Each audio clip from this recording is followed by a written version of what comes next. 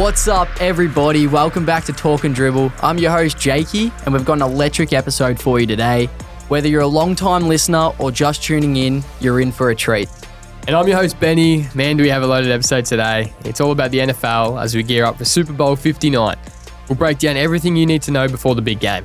To kick things off, we've got a Snap and Dash, our lightning-fast 60-second NFL news segment to catch you up on all the biggest headlines around the league, from injury updates to trades and big moments. We'll cover it all just in a minute. Then we dive into the main event, Super Bowl 59 preview and predictions, Chiefs vs Eagles, who's taking home the Lombardi Trophy this year. We'll break down the key matchups, key storylines, and make our predictions on who's going to come out on top. That's right, and after that, we're giving you our Super Bowl betting tips and recommendations. If you're looking to place a few bets for the big game, we've got you covered with our top picks and strategies. Plus, we'll be ranking our top 10 players in the Super Bowl, from quarterbacks to defensive stars. These are the players who will make or break the game. To wrap things up, I've put together a list where I'm ranking the NFL coaching hires for the off-season, who's coming in hot and who's under the most pressure. We'll discuss all of it. Make sure you're following us on all platforms, Spotify, Apple Podcasts, YouTube, TikTok, Instagram, and Facebook. Your support means the world to us. All right, let's get into it. This is Talkin Dribble. All right, so I'll get us kickstarted with Snap and Dash, quick 60-second news. It's Super Bowl week. Chiefs and Eagles playing in Super Bowl 59. Chiefs looking to be the first team in modern history to three-peat, and the Eagles are back in their second Super Bowl in 3 years. Saquon Barkley is looking to sway the narrative of running backs, trying to win a Super Bowl in an era where running backs are seen as less valuable as other positions. News today, Myles Garrett has requested a trade from the Cleveland Browns. Massive. And we've actually just got news that the Rams have notified wide receiver Cooper Kupp, past Triple Crown winner, that he's on the trade block. So we'll see what happens there. In other news, coaching carousel, 7 Lion assistant coaches have already left Detroit this offseason for other opportunities. So 3 of them went to the Bears with Ben Johnson, and 3 of them went to the Jets with Aaron Glenn. And of course, Matt Eberflus has signed with Dallas as their DC. Not sure how I feel about that. He was obviously the head coach of the Bears last season and was fired after several game management blunders, let's just say that. So that's just your Snap and Dash, quick 60-second news, all you need to know for the week.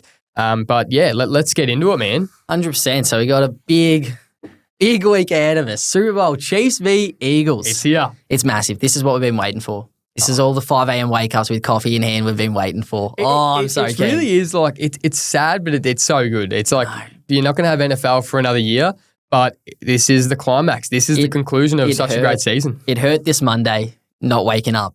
Waking up and having no football to watch. That hurt. That was a tough Monday. It's our last one next week. Man. And the off-season feels like it goes for so long. I know it does, but hey, let's get into the game. Let's see. Let's preview or predict it. Let's see who we think is gonna come out on top. Well, obviously this is a rematch of the 2023 Super Bowl where the Chiefs won 38-35 in a dramatic finish with that holding call that everyone's still iffy about. It gets brought up to this day, and then Harrison Butker icing it. Obviously, the Eagles had a chance to go down the field and score with Jalen Hurts chucking it about 20 yards down the field to absolutely no one. And that ended the game. And now, who would have thought? 2 years later, we're back here again. Eagles v Chiefs.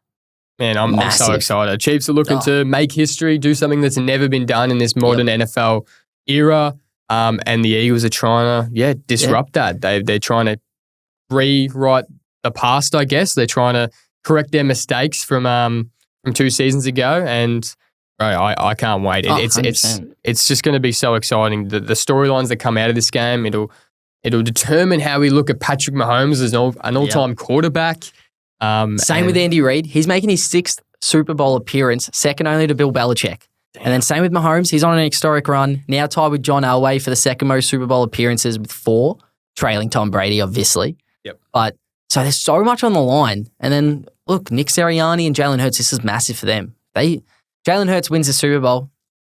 Big top 5 quarterback talks with him, obviously, which I wouldn't agree with. And then Nick Sirianni buys his time for another few years as well. So there's so much on the line this game. Saquon, huge. Oh, imagine that. Saquon leaves the Giants, comes in, wins the Super Bowl first year. Right. Getting there is crazy enough, but imagine winning it. We haven't seen that. Like the best player on a team being a running back. We haven't seen a team be so successful, especially in this modern modern game. The running backs doesn't really get the respect that a lot of positions get. But PFF currently has the win probability, like they do this model, giving the Eagles a 52.8% chance of winning. So Chiefs are technically underdogs according to the stats. They're favourites in the books at the moment. Yeah. But they don't think the KC can get the historic chase done. So. Hey, that's fair. Look, got a few pros and cons here for the Chiefs heading into the game, and I'll have the same with the Eagles as well. But a few pros here is they still have an elite defense. So ranked 4th in scoring defense at 19.2 points per game this season. And so far, their playoff pass rush has been super elite. 10 sacks total in 2 games. That's insane.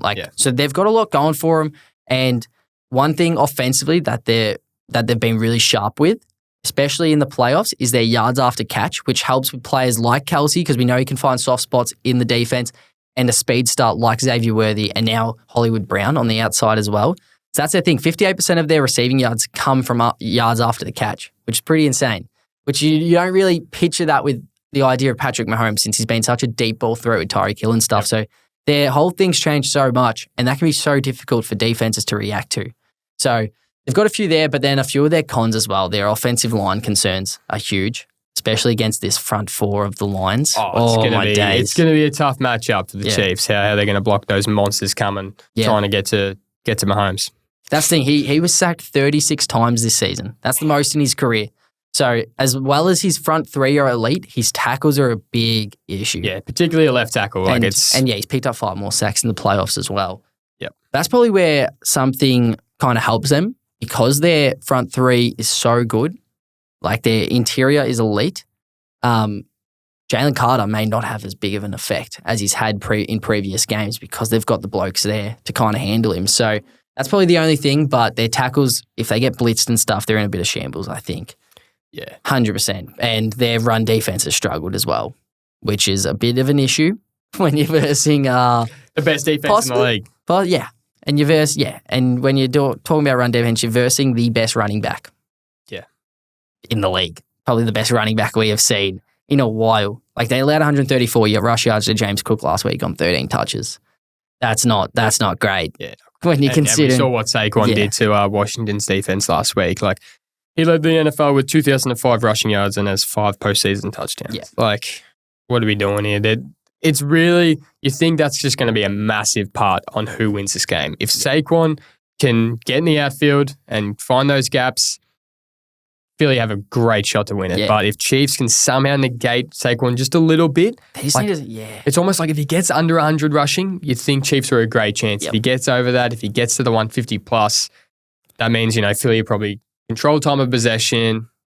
Saquon has just dominated the game, run all over the Chiefs defense. That could be a massive factor in who wins this game. Oh, they just need to stop the big playability from him. That's the thing, because like we've mentioned, he could have 7 carries for 25 yards.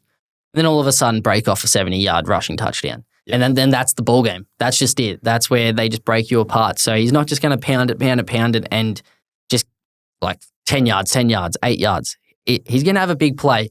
He's doing it every game this year, so they need to find ways to prevent that, which is a big ask. It's a big ask behind that elite offensive line and the best back in the game. It makes it very difficult. It's massive, and not only on it's a defensive issue for the Chiefs, but they need to use that to put pressure on Jalen Hurts in the pocket. Yeah. They not only stop Saquon in the run game, but they need to put pressure against Jalen Hurts. He struggles against pressure. He ranks 19th in success rate when he has to drop back and there's pressure on him in the pocket. Yeah. There is less responsibility for Jalen Hurts with this offense compared to 2022. Everyone knows he dominated that Super Bowl. So he doesn't have, I guess, the weight on his shoulders with Saquon running next to him. But if Chiefs can really force him to make decisions, force him to pass it. He's got some outstanding receivers in A.J. Brown, in Devontae Smith, Dallas Goedert, these tight ends. They've got some great offensive weapons, but if they can force him to look downfield, make decisions, potentially get a few turnovers, or at least just make him a little bit efficient, less efficient compared to last week, that could be massive in determining as well. And I think the thing for the Eagles is they just need to lean on this elite offensive line and Barkley. Pound the rock. Just stick with what's worked all year. You're in the Super Bowl for a reason. Don't go away from what's been working. They need to stick with that because they've been the best team with time of possession dominance. They're ranked first in the league with 32-22 per game, which is massive. It keeps their defense fresh, keeps their offense on the field, and then you're talking about keeping Patty Mahomes on the sideline. Like, that's massive. If they can do that, keep the ball in Barkley's hands, and then obviously still get what you can out of Jalen Hurts. He's got the rushing ability as well. So if they can do something like that, that will go massive into them winning. They just can't get stuck into falling into what the Chiefs want, because the Chiefs are so good at clock management, so good at just controlling the game. Eagles need to not be rattled by that and stick to what's gotten them to this point. And I feel like we'll quickly know if the game's on the Chiefs' terms or the Eagles' terms. Like, when the Chiefs, it's basically every game. They control how it goes. They control who has the ball, like who finishes with the ball, who has the ball at the 10-minute mark. Like, they know what they're doing in terms of just the pace of the game, and it could come down to one of those things. It could be a high-scoring game, and it's whoever has the ball last. And it seems to be the Chiefs in a lot of these instances. But you'll quickly tell if Eagles are playing into the Chiefs' hands, or if they're like, no, we are the best team in the league. Roster-wise, we've been the best team on defense. We have one of the best offensive teams ever. Yep. We're going to play like it. So I'm just keen to see if they can really disrupt this history. Like, Patrick Mahomes, he's showed his playoff dominance in these last 5-6 years. Yeah. He passed Joe Montana for already second most playoff wins by QB. Like, he's already just rewriting history, and it'll be interesting to see. Like, if they win so many one-score games because of Patrick Mahomes, because of Andy Reid, because of the defensive play calling of Spagnuolo. Yep. It'll be interesting to see if they can step up in the biggest moment. They got to exploit their matchups. Like, you're talking about a Kansas City Chiefs defense that is really undersized, especially at DB. When you got big receivers like AJ Brown and then like your tight end Dallas Goedert going up against, like, nothing against McDuffie. He is one of the best DBs in the league. But when you're talking about pure size, those guys, they need to exploit that, which kind of falls into their questionable passing game. So it's if Jalen Hurts can put him in positions to do that. Yep. But that's what they really need to fall into. So say I can't say it not if they're going to pound the rock, but say it doesn't work, it's not like that's it for them. They've got so much to lean on. Like, AJ Brown has barely been a factor. He hasn't. He's been. Like, you need, if all breaks loose, just throw a deep ball down to AJ Brown. He's there. Like, well, that's just chuck it down. He's got a size advantage. How he matches up with McKinney, like how they because he's obviously a bit undersized. Mm-hmm. And AJ Brown, he's a pretty big unit. So it'll be interesting to see how that kind of sways the game. And as we said, the turnover games are going to be massive. Neither of these teams typically turn the ball over too much. Yep. Chiefs obviously turned it over last week. Mahomes fumbling. Yep. But Philly relies so much on takeaways. So much. They've forced basically every team they've played so far in the playoffs to turn it over multiple times. They've forced 19 turnovers in their last 6 games, including 4 games with 3+ turnovers. So it's their defense. They provide the pressure, and it'll just be if the Chiefs and their play calling and Mahomes' greatness can overcome that, take care of the ball and not give Philadelphia short fields. We said it last week. If they have short fields, their offense is too good to not score when they only have to get 40, 50 yards. And if Chiefs can put them behind the chains, put them like Philly have actually shown, if there's a sack, if they're behind the chains, if they're 2nd and 13, 3rd and 11, that's where they struggle. They like just accumulating 4 or 5 yards every drive. And that's the thing, because Eagles probably aren't going to give you the ball. No. They've had Jalen Hurts has had 3 giveaways since week 5. Yeah, he's protecting the ball. So it's not like, there's a good chance you can't rely on your defense coming up big in terms of getting the ball, putting it on your own 40 or 50. So, they're definitely going to have to kind of stick with it. Yeah, hopefully just somehow get through this elite offensive line. I don't know how you meant to do it with Lane Johnson there, Jordan Mailata. Like, you've got elite. They've just got an elite line right there. So it's a lot easier said than done. But if they can find ways to do that, that's their best chance, because there's a good chance you're not going to be getting the ball much in terms of great positions. And they need to make the most of their drive, of their offensive drives. But we've seen Chiefs didn't crack 30 all season, and they finally did against the Bills. They do it when they have to. And that's why I think this game's going to be a high-scoring game. I think it's going to be like a high 30s, someone win by a field goal again, and it could come down to the last few minutes. So, yes, sir. Man, I'm keen. I'm excited. I couldn't be more Chiefs. I just want the Chiefs to win so bad. I can't have an NFC East Philly winning a Super Bowl, like they've been one of the most successful teams in these last 10, 20 years, while my Dallas Cowboys are just sitting on the sidelines. Jerry Jones, man. That will kill Jerry Jones. Bro, Oh. that would hurt. But hey, it not only has implications for Pat Mahomes' Super Bowl legacy, Andy Reid's Super Bowl legacy, but Jalen Hurts, he's the 8th quarterback ever to start multiple Super Bowls within his first 8 seasons. Yeah. That's massive. For a guy who doesn't get props, for a guy who's not even seen as like a top 10 quarterback when you compare it amongst every quarterback in the league, like that's massive. So if he can get one, he'll cement himself in history. Yeah. Oh, it's massive. It's massive. There's just so much on the line. And I just hope it's an elite game. I want it I obviously I want the Chiefs to win. Yep. But I want it to come down to the line. Yeah. I just want it to be a last drive sort of situation. Finish this elite season on a high. Yeah. Obviously, the Chiefs winning won't be a high for most people, but I don't think Philly winning as well is a high for most people. So I don't think anyone wants either of these teams in there. But if we can just get an elite game, and it comes down to the wire, one of these players are leading their team down the field to take the lead and win Super Bowl 59. Yeah. That'd be huge. That'd just be a sight to see. Just finish the NFL season on a high. And I'd love to see Travis Kelce have a game. Have his 7-8 receptions, 100+ yards. Be big for him, yeah. Needs to be big. He had probably his worst playoff game for his career last season, but it didn't seem to matter.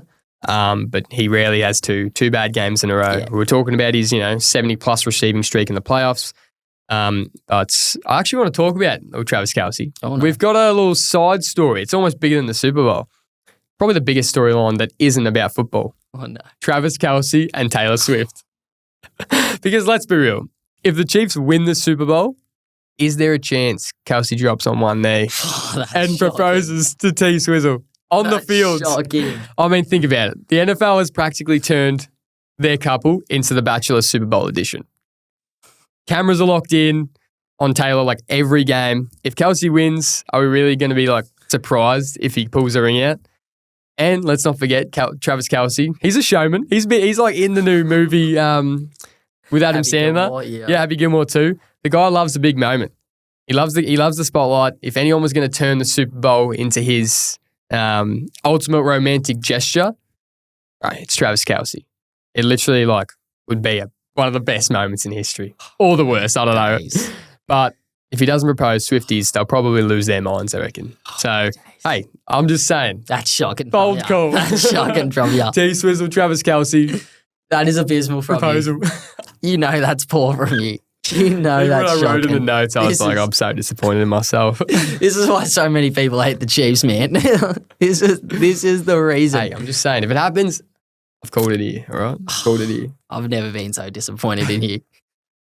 Anyway, do this. Don't do this. Okay, give us your prediction. Who are you picking for? Who you picking to win, score, and Super Bowl MVP? I believe. Well, look, I picked him a few weeks ago. Yep. So I have to stick with it.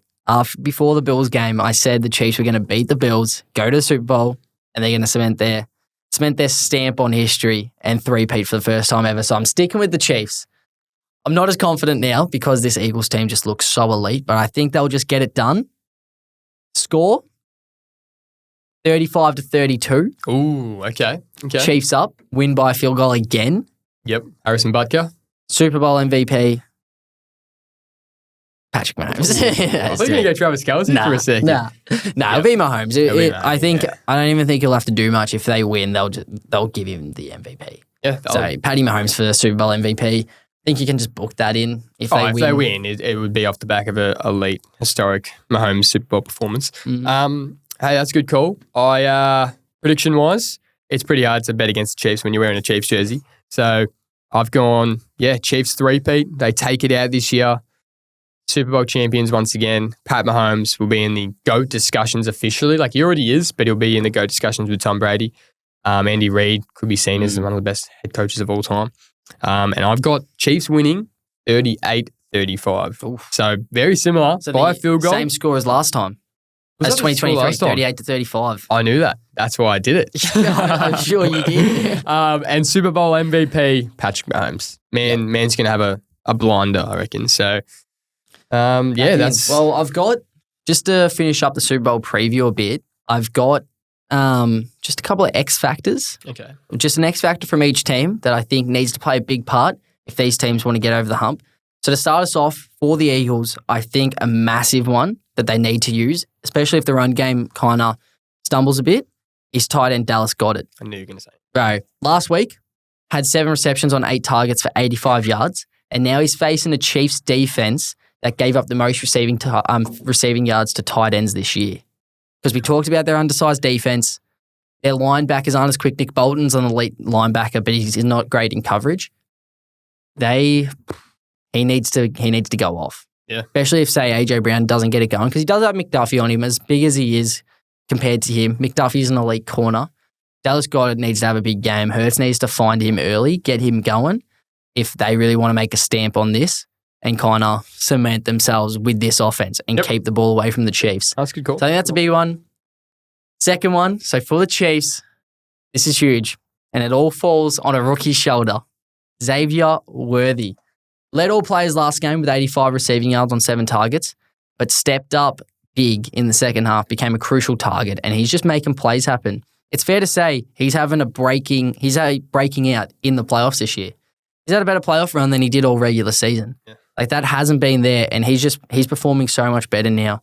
So I think if they can get him going early, and like we talked about with their yards after catch, he's the number one man for that. If you've got someone that quick like him, use that to your best ability.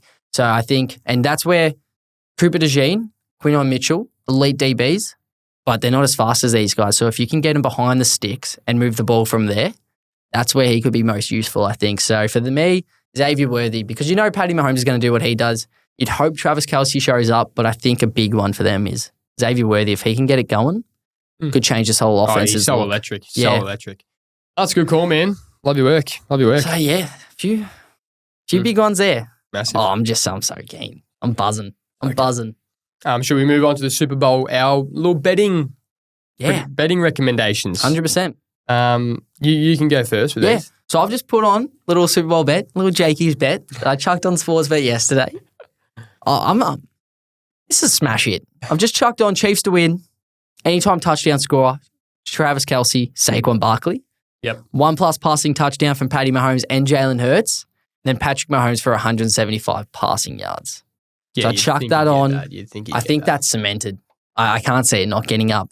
And then as well, I've just got some player props to smash. Yep. So obviously, because we're not chucking on one bet for the week, are we? That'd be silly. Just a little disclaimer, gamble responsibly. Obviously. But definitely smash these, okay? So Travis Kelce, over 60.5 receiving yards.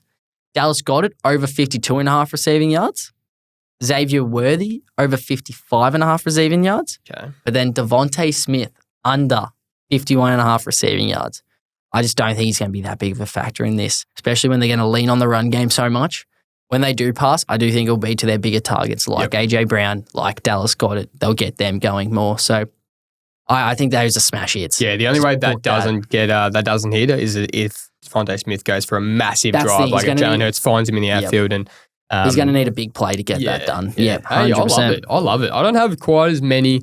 I just have some, some selective strategic picks right here. All right. So I've got Jalen Hurts anytime touchdown. So he's been a consistent rushing threat all season. He's got the tush push, 12 rushing TDs in 17 games, 10 rushing TDs, and he's past 12. So he's basically going at a touchdown a game. Yep. With the tush push, you'd think it's automatic. It is automatic.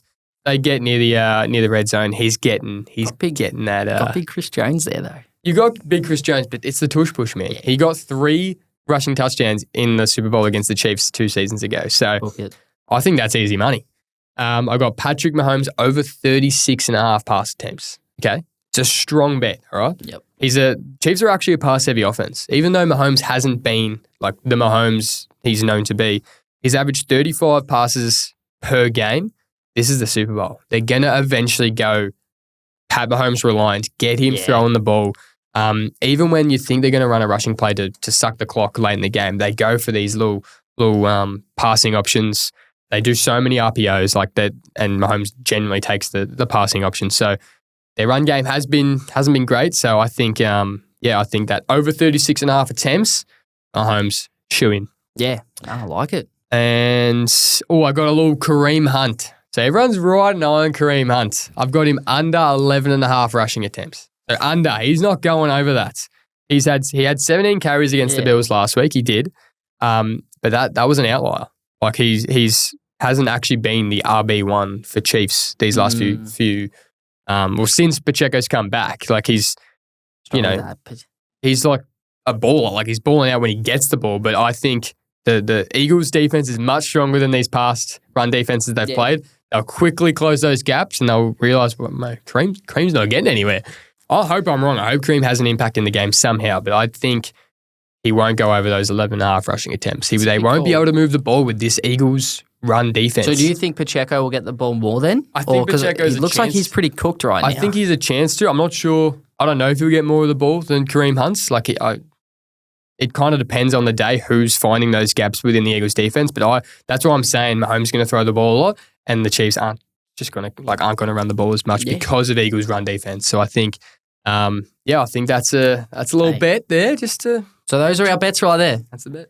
Smash them. Go smash them, lads. Go smash them. There's a lot of good content there. You'll love to see. We know a few of the boys were asking about a few bets. Like, just swinging past the gym. It's like when you're bringing some bets into it. Like, okay, boys. Yeah.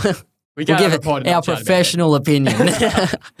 Gamble responsibly. Gamble responsibly. All right, that's perfect. That leads us right into our pick for the top 10 players in the Super Bowl. So this is out of offense and defense for Eagles and Chiefs, a combined list of top 10 players in the Super Bowl. So I'll start us off with number 10, and this pretty much just shows how stacked this game is. Because at 10, we have A.J. Brown, possibly one of the best receivers in the league. At number 10, just shows how stacked the talent is in this game. Quick honorable mentions. I think we'll chuck them in. Jalen Hurts, Zach Bourne, Devontae Smith, Nick Bolton, and Dallas Goedert. Just gives you a little highlight of how stacked this game is.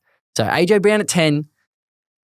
Oh, I can't believe this. Yeah. Number 9, we got cornerback for the Chiefs, Trent McDuffie.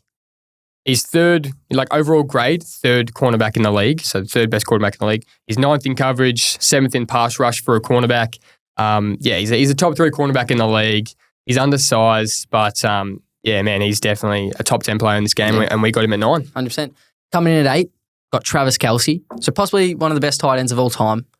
Obviously, not having the best year imaginable, but we've seen what he can do in a Super Bowl. So I think it would have been disrespectful to leave him off this top 10 list, just knowing the impact he can have on a game. Yeah. So we've got him at 8. Would love to see him go off this game, but he's got big playability as well for a tight end. Just makes it happen. He'll find just the soft spots in this zone defense and stuff. So he has to be in this top 10. That's the thing. We've got him at 8, but he could be one of the top 3 most influential 100%. Players in this game. Or he could literally do nothing. Yeah, but we don't expect it. He's arguably the best tight end of all time. So. 100%. So that's 8. So number 7, Lane Johnson, right tackle for Philly. He's the 7th rated tackle in the league this season, 6th in pass blocking, 12th in run blocking. 0 sacks allowed this whole year. Best in the league. He's only allowed 1 quarterback hit. So one time out of every snap all season, he's let his defender to try actually get a little touch on the quarterback. That's insane. So he, he's, I guess, it's a thankless job being a tackle, isn't it? You don't really get your props. But man, he's been an elite tackle for years, and there was talks of him potentially retiring after this game if they win. He's, squashed those talks. He's keen to keep playing. But man, he's going to be such a tough matchup for the Chiefs, man. He's going to be an issue. But coming in at 6, got statistically the best center in the league in Creed Humphrey. Overall grade rated 2nd, but in pass blocking ranked 1st, and then in run blocking ranked 2nd. Yep. Same with Lane Johnson, 0 sacks allowed all season, which is just insane. 1 penalty all year, which is insane. This is according to PFF. That's insane. That's criminal. And against someone as elite and as explosive as Jalen Carter, to have Creed Humphrey there could be massive for the Chiefs. That can be game-changing stuff because he's kind of done what he's wanted to all season. In these playoffs, Jalen Carter's been an absolute monster. So Creed Humphrey there, he's going to be so important to this game, and he's best center in the league. Has to be in this top 10. That's it, yeah. It's going to be a massive matchup between him and who we have at number 5, Jalen Carter. So 7th in pass rush grade in the league, 1st in forced fumbles, 9th in hurries, 8th in QB hits, 9th in total pressures, and 2nd in batted passes. He's a beast. What more can you say? He is a beast. He's scary. No doubt Pat Mahomes will be feeling his pressure all game. Mm-hmm. It'll be massive. This Creed Humphrey, Jalen Carter matchup could be what determines who wins. But Jalen Carter, as we said last week, he had so many questions about, he was a risky pick because he had these off-field issues, but he has just been a worthwhile investment for Philly, and he could potentially be a massive difference maker if they win the Super Bowl or not. Yeah, 100%. Which brings us to our top 4. Chris Jones coming in at 4. So another DT. Arguably, you could say Jalen Carter's having a better year than good old Chris Jones, but because he's the vet, he's been here before, he's shown how dominant he can be, it'd be disrespectful not to have him there. He's an absolute beast, all right? He's number 1 ranked DT in the entire league in pass rushing, so that's going to be huge for him. However, he does struggle a bit in the run defense, which is a bit interesting for a DT, so you'd expect he'd be a lot better in that sense, but number 1 in pass. That's going to be huge against this elite offensive line. If he can break the holes, get to Saquon quickly, put pressure on Jalen Hurts, he could be a game changer for this game. Oh, he will be massive if he can put his impact the mark game on this game. Yeah, and him, just his leadership. He is that defensive leader. Man, that really probably does separate him and Jalen Carter. But yeah, I guess we'll see who has more of an impact on the day. 100%. Moving into the top 3 players, number 3, Jordan Mailata. Yes, sir. Man's a baller. Man is a baller. See his Bane impression? That was good. Right, that was so good. Instantly gave him top 3 in this spot. I was going to put him at 1. He's first in overall grade for tackles in the league, 2nd in pass blocking, 1st in run blocking, 1st in hits allowed, for his QB, 0. Has not allowed a QB hit. He's one of the best tackles in the league, and that's why Philly is just so good on their O-line. But Jordan Mailata, he's such a good bloke. You love him. You love his energy. I hate Philly, but I love Jordan Mailata. So, he's a top 3 player in this game. 100%. Leads us to our top 2. And coming in number 2, no surprise whatsoever, could completely put the game in his hands and change it altogether, is Saquon Barkley, the best back in the league, went for 2,005 rushing yards this season with 13 rushing touchdowns. I think just his name speaks for itself, really. Everyone knows how good he is. Everyone knows that he's a game changer. He's definitely the 2nd best player in this game, could easily be the 1st if there wasn't a friggin' GOAT above him. He's a superstar. Behind this offensive line makes him so much more dangerous. I'm so excited to watch him in his first Super Bowl. And that's the only part of me that wants Philly to kind of make some noises for Saquon, just to put it back in the Giants' faces and be like, this is what you're missing out on. Yeah. So he comes in at number 2. Absolute stud. Oh, he's a stud. Who would have thought he'd be so good in his first year with Philly? I remember in our fantasy draft, I picked Jimmy Gibbs over him, which turned out well because he was a beast. But, Saquon. He nearly went to the 2nd round. He was the last pick of our first round. Yeah, he was. He was a baller. So I think that says more about our draft and the people in our league than actually him. But he did fall. Yeah, he's going to be massive in the Super Bowl. I'm so keen. But number 1, how can you get past him? Patrick Mahomes. Man, if he wins this game, people will be talking about him in GOAT discussions even more. He'll be the only quarterback ever to win 3 Super Bowls in a row. He's been, 5 of the last 6 years? Yeah. He's, past Joe Montana for 2nd most playoff wins, past John Elway for 2nd most playoff game-winning drives. He just does everything. He doesn't make sense in terms of the stats, in terms of this era. In every sport, there's no dynasties anymore. But these guys have just come onto the, come into the league. The Chiefs were always, this not really rated as a franchise. No. And since Mahomes has stepped onto the field, he's essentially been the best player in the league. And man, I'm not going to bet against him. You can't bet against him. And that's why we had him. There's no point. No, he just knows what he's doing. He wasn't even a top 5 MVP, and he's been on the best team all year. So it just shows you he steps up in the playoffs. He becomes this different beast, and that's why we think Mahomes is the best player in the game, and that's why we think the Chiefs are inevitably going to win it. 100%. 100%. The gap between him and everyone else is just kind of too big to go past that. Yeah. 100%. But that's as we said, that's our top 10. We had some stiff blokes to miss out. We don't have the other quarterback, Jalen Hurts, in our top 10. Know.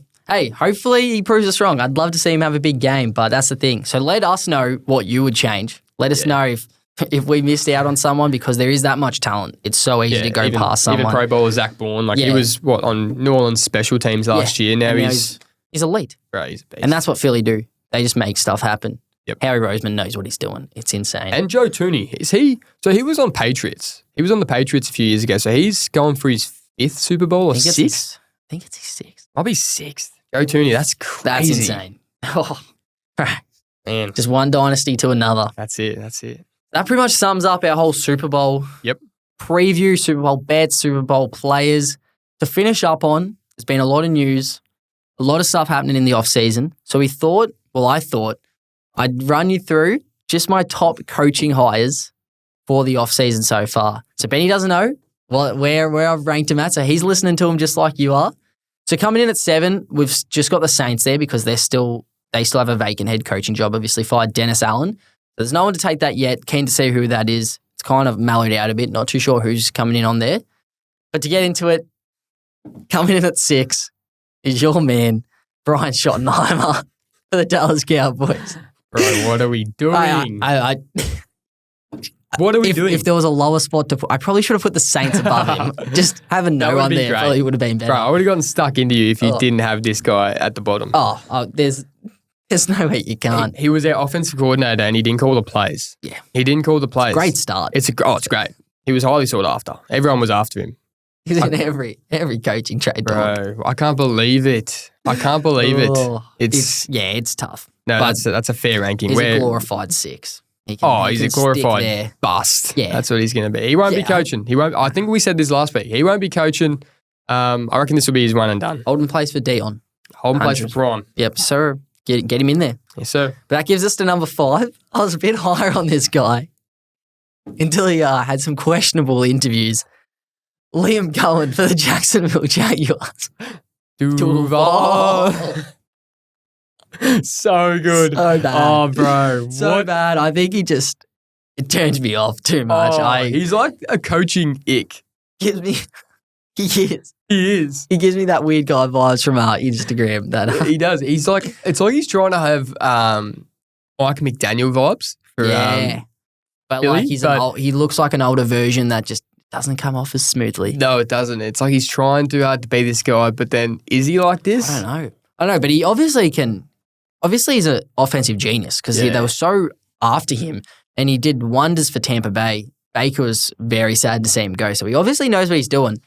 Yeah, and but just initial vibes, the whole situation, how it happened, how he got into the building, how he left Tampa Bay, just concerns me a little bit. A few red flags here and there, and then obviously, some questionable. Yeah, questionable interviews. On the surface, just based on his coaching, he could be ranked higher in this list, but and he's at the Jags. Weird. He's at the Jags. I don't rate the Jags. Yeah. The Jags suck. They can go away. Titans on top. It's not biased though. It's not. Yeah, but he's a weirdo though. He turned me off a bit. But enough Liam Cohen talk. We'll head into the number 4. The New York Jets, Aaron Glenn. So it's tough. This one, 4 and 3 was really tough to kind of swap and change a bit. I really like Aaron Glenn. I thought he did an amazing job with the Lions this year. Obviously, with their battered defense down, they lost about everyone. They lost majority of their starters, lost their key defender in Aiden Hutchinson, who's their best edge. Yep. He and what he showed to do with so little was super impressive. Grabbing guys off special teams, grabbing the guys off the practice squads, little moves here and there, bringing them in, making them learn this defense and pick it up so quickly was really impressive. So I think for the Jets, I'd be super happy with this. Yeah. You get someone who can kind of bring in a new mentality. You know what you're going to get from him. He's been at the Lions, which is a franchise that was really building up from nothing. So you're getting so much from that point of view. But I love it. I love that pick. So super impressed with him. Jets made a great call, but it's a bit tough. It's tough with 4 and 3 here. It's tough because they've done this before. Like they've hired Todd Bowles. They've hired all these defensive guys. Robert Saleh didn't work out. So it's, Bears have gone the other way. They've hired an offensive mastermind, but then they've gone the defensive way again. And Aaron Glenn stepped up this year. They had 16 players on IR, mostly defensive players. Yeah. So, I'm keen to see how it shapes up, how the Jets look differently. But they've still got that defensive identity. And they have so many question marks around quarterback and stuff still. So That's why I just have coming at 3, Pete Carroll above him, because we've seen him do it before. We've seen him run Seahawks and they had tremendous success. They had probably the best defense we've maybe ever seen in the Legion of Boom. So we've seen him do it. Little concerns just over, I know, I would have liked to see him go younger and kind of get someone in the building right now who they can have long term. But then there wasn't really a whole lot out there by the time they got their head coaching done. If they got Ben Johnson, that would have been elite. But obviously he was gone by then. So Pete Carroll kind of came out of nowhere, who wasn't in a lot of talks, and they somehow sneak him in. I like it. Hopefully can set a precedent for him and kind of bring this back a bit. Because I think Tom Brady's behind it. I think Tom Brady is leading the charge, and he wanted Pete Carroll. After they didn't get Ben Johnson, they wanted this guy who's proven to be, he's won in both college level and NFL.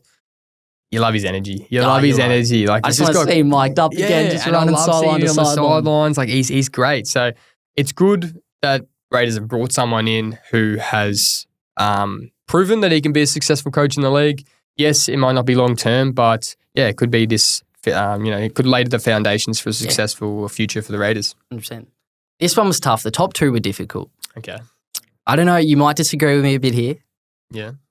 But coming in at 2, I have Mike Vrabel, New England Patriots. I thought I was actually so close to putting him at number 1 just because how good he was for the Titans.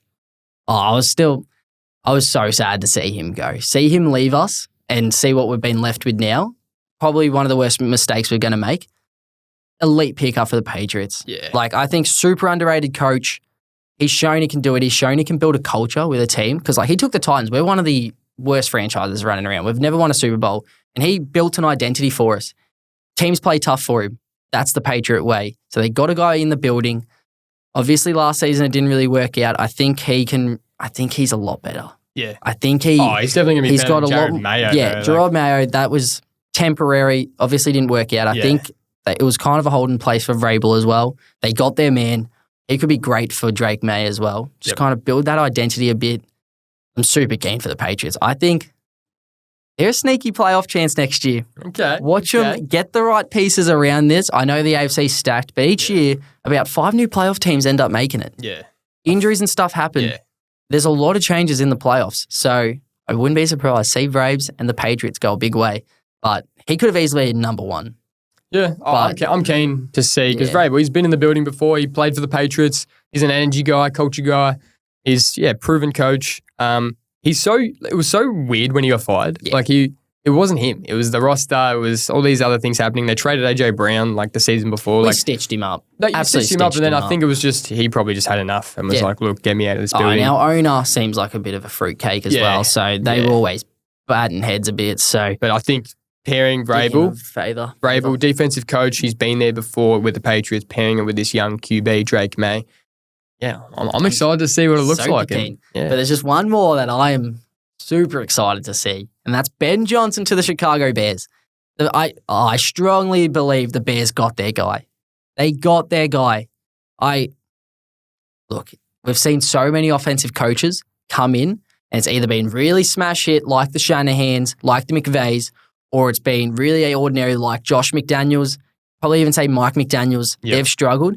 So it can really go either way. I'm super keen on this guy though. Yeah, look, the precedent, I guess, like, so many more offensive coordinator masterminds don't be successful compared to the ones who do. Yeah, LaFleur, McVay, Shanahan, but I think he's special. And the whole league wanted him for 2 seasons in a row. Yeah. They wanted him last season and he was like, you know what, I'm going to run it back with the Lions. And then all these other big market franchises were like, we want you. And exactly what Caleb needs. Because I want to see Caleb succeed. Yep. We know he's got the talent and stuff there, but didn't get dealt a bad hand roster-wise, but coaching-wise got dealt a terrible hand. And you're talking about losing your head coach halfway through the year. Your newly appointed offensive coordinator who you didn't start with the year end up being your head coach for the second half of the season. No one's going to succeed in that sort of situation. So I'm so happy to see Ben Johnson be there. Hopefully he can get a bit of stability for Caleb. Yep. And we can see Caleb have a really good sophomore year and kind of close that gap a bit between him and Jaden because he's getting a lot of disrespect because how good Jaden's been. Would love to see him even that out a bit. Get the Bears relevant again. Yeah. And this NFC North, man, is just stacked. Crazy, it's so stacked. It'll be great to see Caleb Williams, who's seen to be one of the most hyped up offensive talents ever as a quarterback coming into the league. He's finally got an offensive coach. They can be all on the same timeline.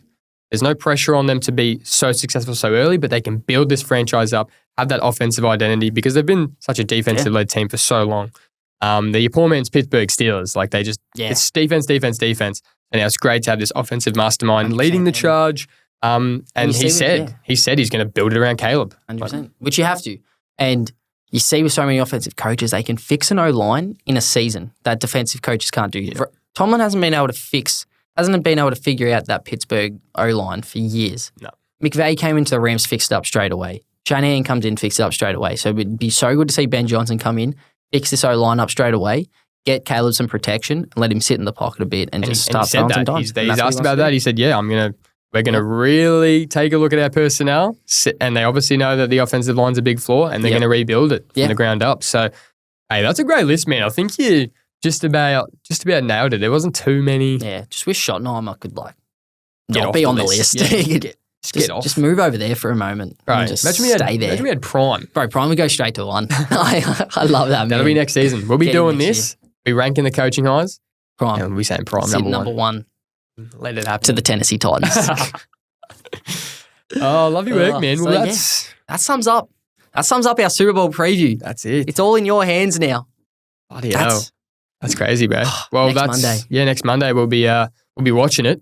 Mm-hmm. We'll be watching it, and then the next episode we'll obviously be talking all Super Bowl, everything that happened, all the storylines that came from it, and then next week's episode will be a lot about the aftermath. 100%. What storylines came out of it, what legacies were determined based on this game. So, I'm pumped, man. I'm so pumped. Super keen. It's going to be huge. Oh, let's get it. All right, well, that's a wrap for episode 5 of Talkin Dribble. A huge thanks to everyone tuning in. We can't thank you enough for the support. And make sure you're following us on Spotify and Apple Podcasts so you never miss an episode. Don't forget to hit that subscribe button on YouTube because the banter is just next level when you see it in action. Come off it. Also, check us out on Instagram, TikTok, and Facebook for the latest updates, highlights, and some bonus content that'll keep you coming back for more. Next week, we'll be diving into the fallout from Super Bowl 59. You won't want to miss our breakdowns, reactions, and what's next for the champions and runners-up. Thanks again for listening. Until next time, enjoy the game, stay safe, and as always, keep talking dribble. We out.